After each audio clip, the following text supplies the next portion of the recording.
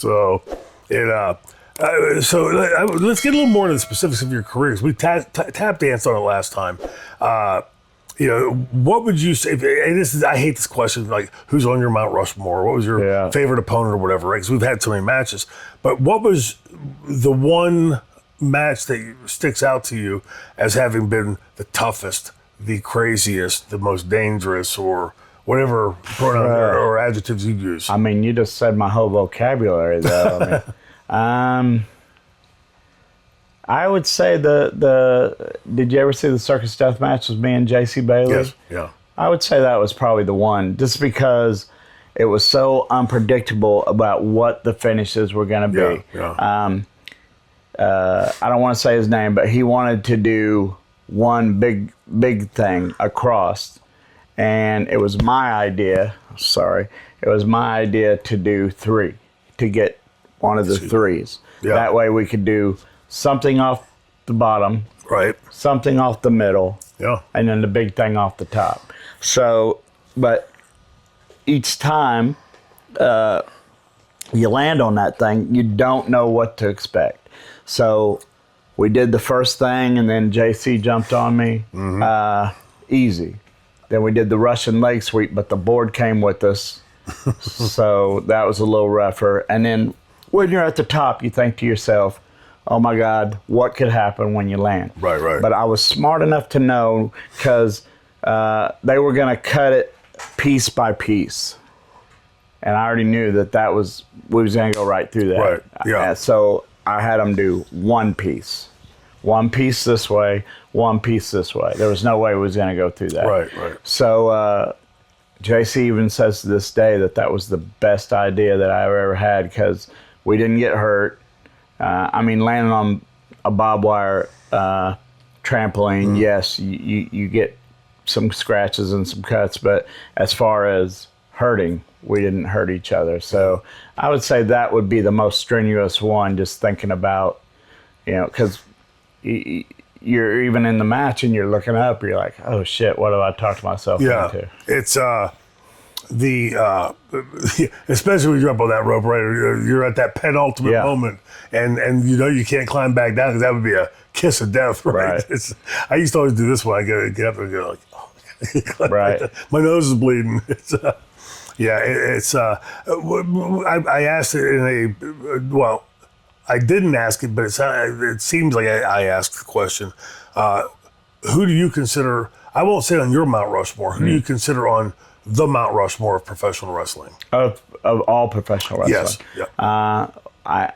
My first one has to be Bruiser Brody. There's a lot of Bruiser Brody fans now who never got to see him live. Isn't that crazy? Yes. But I lived in Flora, Illinois, small town of Flora, Illinois. An hour and a half was St. Louis. And you ever hear Wrestling at the Chase? Yes. He was there a lot. Is that right? Yeah. So as a child, the guy who would take me to wrestling, we knew where to stand where they would go to their cars. Like I shook Andre the Giant's hand, Bulldog Bob Brown's hand, Spike Huber's hand, all these people. But the one person that I couldn't hold my hand out there and shake was Bruiser Brody's. And he was just a normal guy. He would go through, but I fed into it. Oh, this guy could kick my head off, right? So I didn't hold my hand out. I wish I would have now, but yeah, sure. What was the question? Did I answer it? Oh, yeah, Mount Rushmore. Yeah. Okay, so number one would be Bruiser Brody. Number two, and not WWE days, but Sergeant Slaughter, AWA days. Yeah, for sure. Because, he always come out bloody. He was always working hard. And him and whoever he wrestled, he would pull that boot off. Yeah. And that was... So WrestleMania was what it was, and they drew all those people. But Super Clash was the first time that I'd ever seen like a football field, or was it football field or baseball field? Anyway, all the seats, all the bleachers, everything was packed. And Sergeant Slaughter was the main event of that versus Colonel De Beers, and they had a boot camp match. So number two would be Sergeant Slaughter. Number three, Number 3, I was always a big Bam Bigelow fan because I'm not just kissing your ass either, but I mean, incredible a guy who that size could do what he could do. Always impressed the shit out of me, and I used to watch him at USWA versus Jerry the King Lawler all the time. Right. I mean, going to the stands and watching that. So then when he made it in WWE and they gave him the whole outfit with the flames on the top of the head, I always thought that was really awesome. Yeah. And then the fourth one would have to be, there's 2 of them. There's the sheep herders. I was a big sheep herder fan back in the day because them guys didn't give a shit about nothing. They would, but since Butch is gone and I'm friends with Luke, we'll put Luke at that fourth one. Yeah, it's a very unfair question to ask, I think, because when you've been around this industry as long as we've been around it, and then fans of even longer, you could plug 1,000 names in there, if it just with the right qualifier. Go ahead. Well, what I was going to say is what amazes me in every aspect of the world.